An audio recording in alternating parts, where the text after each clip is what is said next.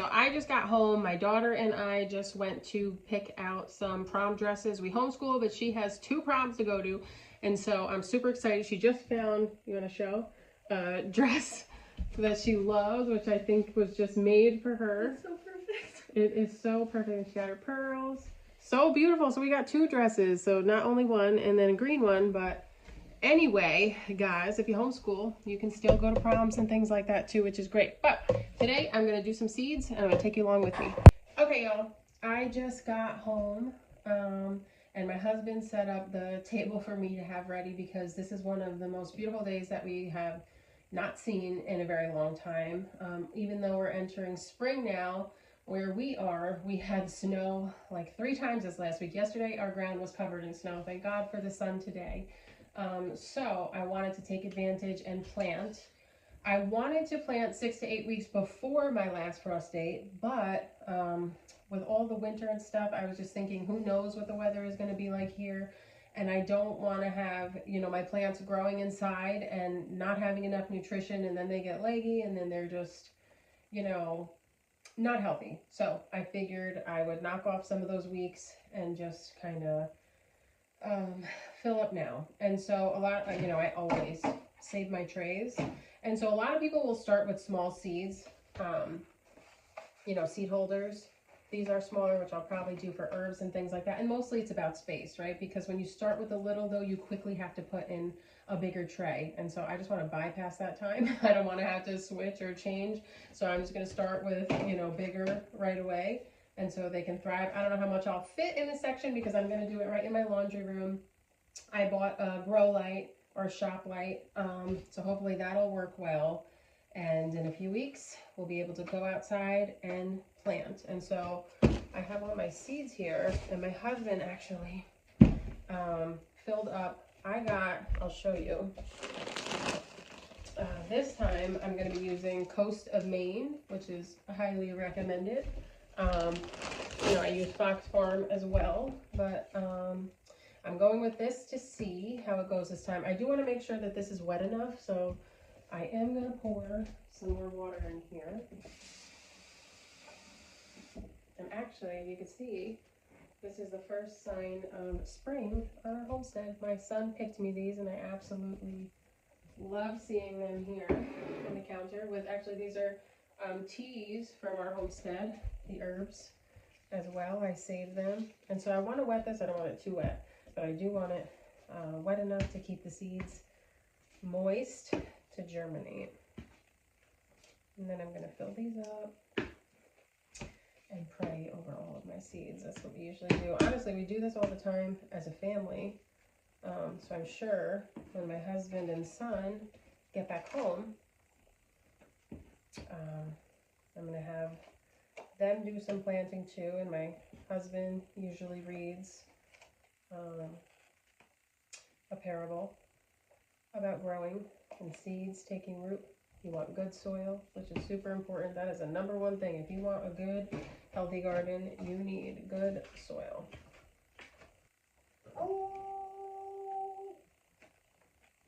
Oh no. Come. Hey. Okay, I rescued the delivery man from Gemma. I gave her a treat, and I had her zap all around, thank goodness. This land has ended up being such a blessing for our family. I had shared before that we had a farm, 10 acres, out in Texas, and then we felt God calling us to go back to where we grew up, and we did. And then we were in ministry for so many years, 10 years. I did a lot of women's ministry, children's ministry, homeschooling stuff. So we did that for a while. It was very, very hard for me. I mean, I'll do anything God asks, but that was hard for me to walk away from everything, animals, everything, my heart, and all that we had there, because I just had so much peace on the farm, right? But God gives you a grace when he calls you to do something. So we went back and we did all that, everything we felt we were called to do. And then 10 years later, he had us sell our house again and leave it all. And we're fine with that. You know, I don't mind answering the call. God called Abraham to go and leave to a land he did not know. And he did, and he set out not knowing where he was going, but God directed his steps, and we had no clue. I mean, I knew in my heart um, different things, but God took us on such a journey, man, and here we are again with land. And before I had shared, on our first farm, we had dogs, rabbits, chickens, sheep, goats, horses, and it ended up being so much. And so, we weren't utilizing the things that we had, and it was just taking our time and energy and all of that. So we, like I said before, are making wiser decisions this time around. But really, what I wanted to talk about is that our heart, or really what God has put on my heart, is just to go back to simplicity, right? We weren't meant to be doing all the things that we were doing. I was busy all the time. It's like, busy doing what? I was busy with so many other families, helping so many other families, that I started neglecting my own, right? And that's a big thing in ministry. If you're in ministry, consider your family is your first ministry. And of course, I love my family, raise my family, teach them. But a lot of these things become distractions, even though they're good things. You really got to pray and make sure. So, like I said, we then walked away from everything. Oh, that's what I was going to say. Is that, God kept showing me, when we had gone out to Texas, right, Ecclesiastes, a lot of people hate the book of Ecclesiastes because they think it's very depressing. But, like, when you read it and understand what Solomon is trying to say, right, that everything is meaningless.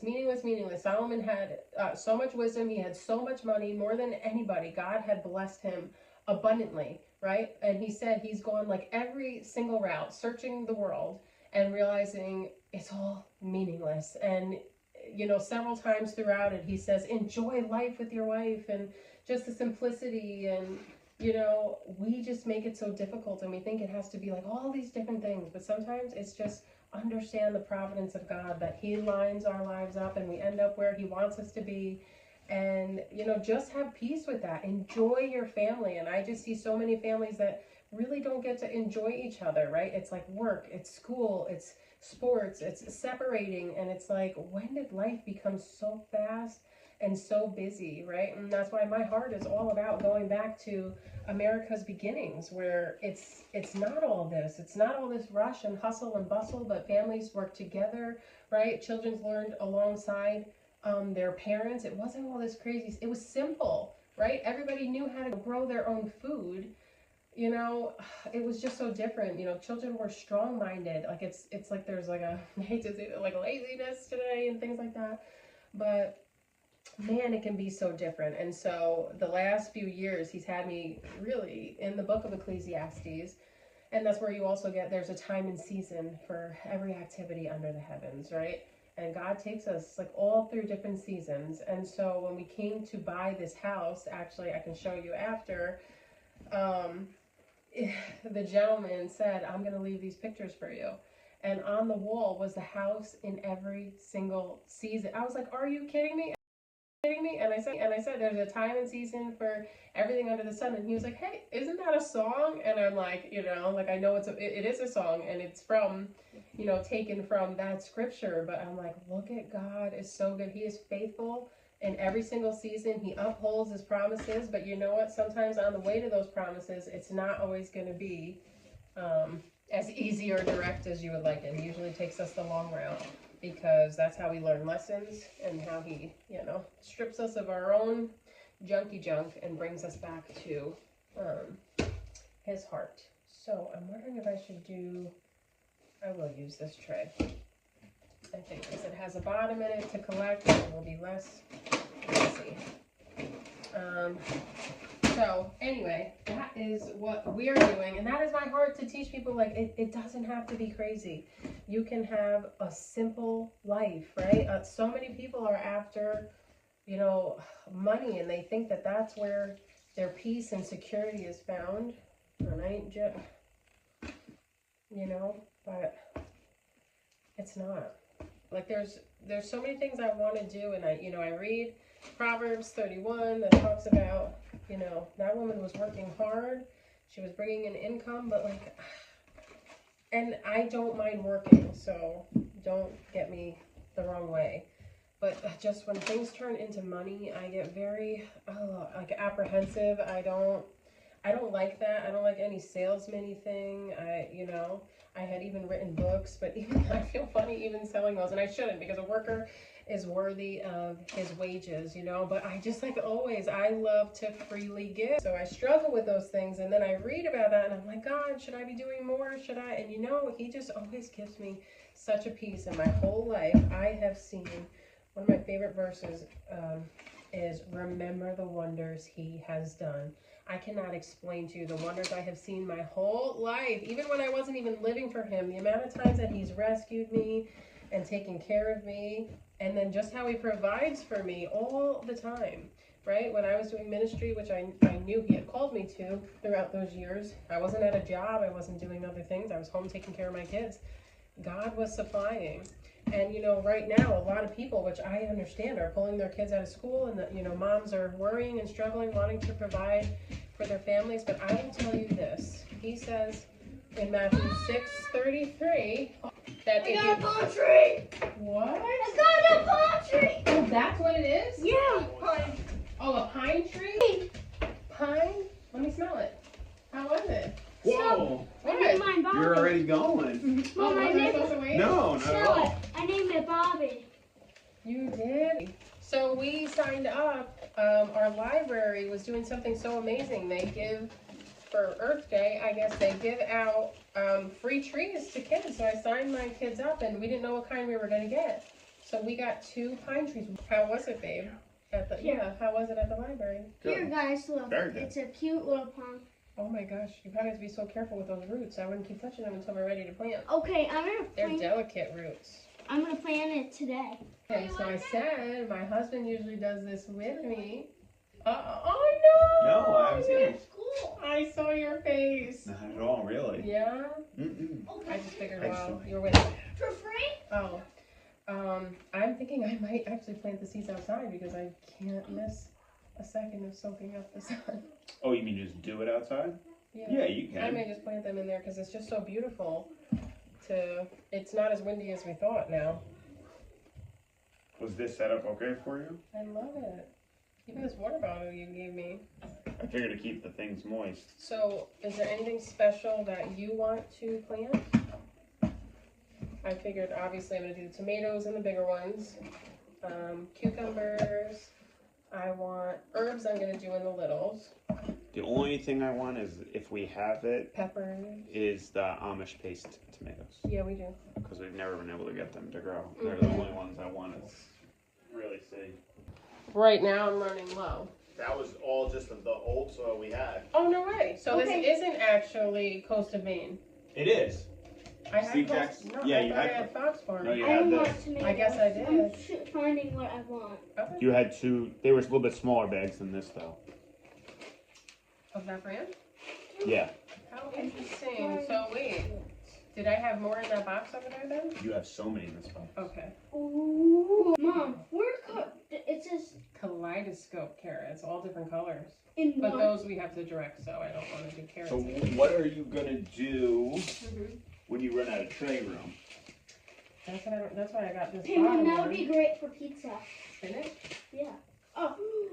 There's a tray of the goldenrod up there that we could dump. Yes, can I? That metal one? Yeah. Okay, what do you want me to do with it? I hope I can fit all these. I And want this one, these 2. isn't it funny, you always have chosen huckleberry and we've never been able to get it to grow. So I chose for my seeds, I chose huckleberry, Ooh. corn, watermelon, and kale. That's what I chose for this year. What do you think Isabella's gonna choose? Oh, probably some like tomatoes. Probably herbs. Yeah. How I have I these containers in this. but I want you to do that with this. So move your seeds aside because we don't want them to get wet and we're not ready for them yet. So just put them on the other. Perfect. I'll make room here for you. definitely. And Hey, Mom, I want to plant mine right near the sunflower. put on chamomile. Mom lemon knew balm. it. Okay, put those right behind you. Bobby's are over there too. Make your pile. I told you she would choose herbs. Hey Mom, can I think I have flowers in the back. Did you look? Yeah. Hey Mom, put my marigolds. It says to put in May, but it's really long. I don't care. You plant inside ahead of time. We put them outside in May. Oh. So we're kind of getting ahead of the game. So I'm so excited. a head Easy. start. 1/4 inch.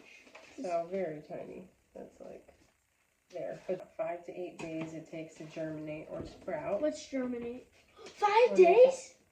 Yeah, then it'll start sprouting. Oh, I can't wait to You can see see it. it pop through the soil.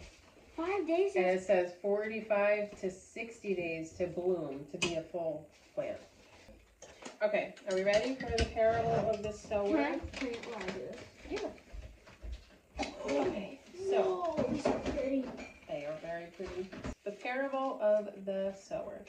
Again, Jesus began to teach by the lake. The crowd that gathered around him was so large that he got into the boat and sat in it out on the lake while all the people were along the shore at the water's edge. He taught them many things by parables, and in his teaching said, "Listen, a farmer went out to sow his seed." What are you doing right now? Sowing my seed. Yeah, very good. As he was scattering the seed, some fell along the path, and the birds came and ate it up.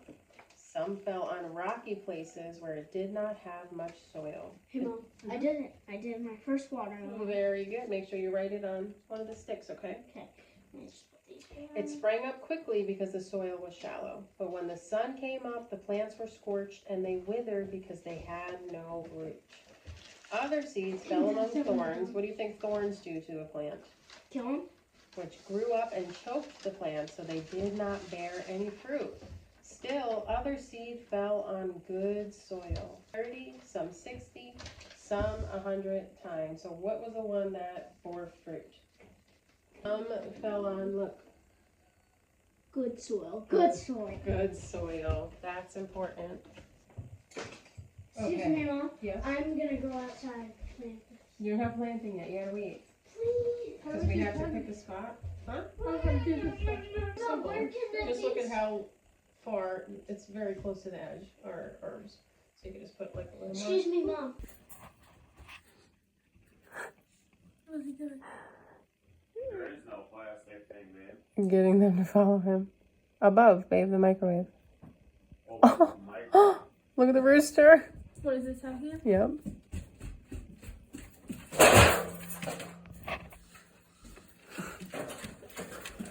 I can't believe it.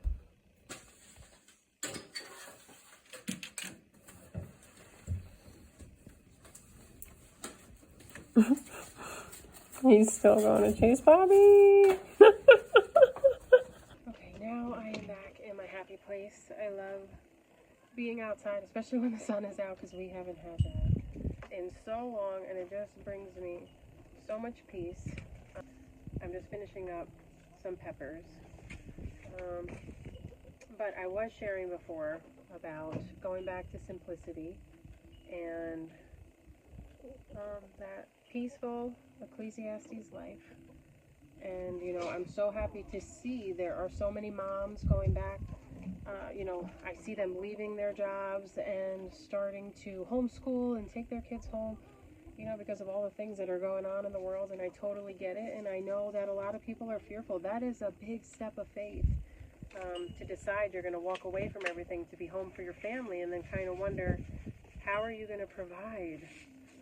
But I will tell you that, guys, I have so many stories of how God has provided for our family. Oh my gosh, even before, right, I walked with God, the amount of times that he provided, and especially while walking with him, you know, I don't know, I think I just grew up with that, like, childlike faith that just always believed and never really worried.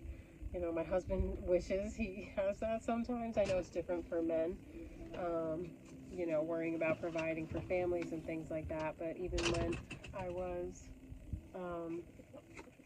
I was a single mom, I remember I started going to church later on, you know, when my daughter was about 5, I think, or so, is when I believed in God, but when I finally walked into a church building, which took a long time, And so I remember when I went in hearing this scripture, Matthew 6:33, which says, "Seek first the kingdom of God and all of his righteousness, and all these things shall be added unto you." And so what that really means is that if you seek God, if you're truly seeking him with your heart and you're trying to do your best, right, you have nothing to worry about. He's saying, I will provide for every single need. It may not be everything you want, but there are things that you just won't have to worry about. He shall supply for our needs according to his riches. And so I would hold God to that. And so there were times when I was a single mom, and I couldn't even afford, my rent. I was paying for so many different things. It's a little windy today. I had to pay for my rent, my gas, groceries, daycare, all these different things. And so there were times when, I was a young mom. I didn't learn money management. I barely had responsibilities. I had to jump into adulthood real quick. And so I remember not being able to pay my rent and just saying, like, God, your word says that if I seek you, you would supply for all my needs. And I'm seeking you. And so it was like the 11th hour when I had to pay my rent, and somebody comes up to me with an envelope. And I'm like, what? My rent is $900. I opened up that envelope, $1,000. What? From somebody I would never expect it from. And it actually said, you've been doing such a good job. This is for you. And I'm like, what? They had no idea that I was struggling or anything like that. And it just goes to show you, God hears our prayers. He sees, he listens, right? I am a big ask and you shall receive kind of person. And I have seen him show up so many times. So don't fret, don't fear. If you are doing what your gut tells you to do, and God calls you to step out in faith, don't worry. Man, so many times that he has shown up. Even when I was a single mom and I couldn't afford, gifts for birthdays or, the holidays and things like that, I would have random people, and I don't know. Oh, she's sunbathing next to me. I would have random people show up and give me just cash at my job, and I would get raise after raise. And it was wild to see, once I started living for God, how my life changed and how God supplied for every single need, right? And he can move mountains. Don't think so little. And I'm not in a prosperity gospel kind of way. I'm a childlike faith away of the ways that God shows up. Even this house that I'm in right now, there is no way that I could afford this house. A lot of things. We're a one family income, but God is just so good to us. And we had bought a really cheap house, and my husband worked to fix it up and things like that. And when we sold it, God went, he says, I will do exceedingly abundantly above all that you can ask or ever imagine. And that is exactly what he did. We were so looked down upon for buying that house, and just people have so much to say, but we've had to make a lot of sacrifices being a one income family and having me stay home with our kids. But those are things that I'll do so I can be home and not have them in a school system, and I can be pouring into them and raising and instilling values and allowing them to spread their wings and be who they were designed to be. I don't remember if I put seeds in here. Yes, I did. And so anyway, my point is to say is that God has made up for our lack, right? And when I first decided to walk away from my job many years ago, 10 years ago it probably is now. That's crazy to think about, because I used to work so hard and slave at my last job, and that was very scary because I was a single mom and so used to knowing that I had to provide and not rely on anybody, because I never could. That was scary to trust that my husband, that it would be in his hands. But again, when God asks something, I trust that he's going to provide and take care, and he did. So then it was only, we went down to one income, right? And shortly after we went down to one income, my husband was presented with an opportunity to start his own business. and we started making double the income. And I'm not saying we were rolling in dough, but that missing income, he just provided. Like, oh my, I can't explain. God is so good. So don't worry. Or maybe you're on the fence right now thinking, how could I ever walk away? You know, we've been taught you must be in your 9 to 5. Both parents must work. What would happen? But like, we have to think too, do we really need all of the luxuries that we have? You know, do you need the house that you're living in? Can you downsize? Can you sell it? Can you maybe get rid of a car, because then you wouldn't have to pay for daycare. You could be home staying. Can you cut out some vacations? You know, there's so many ways to do it, but I am here to tell you that God is a good God who shows up.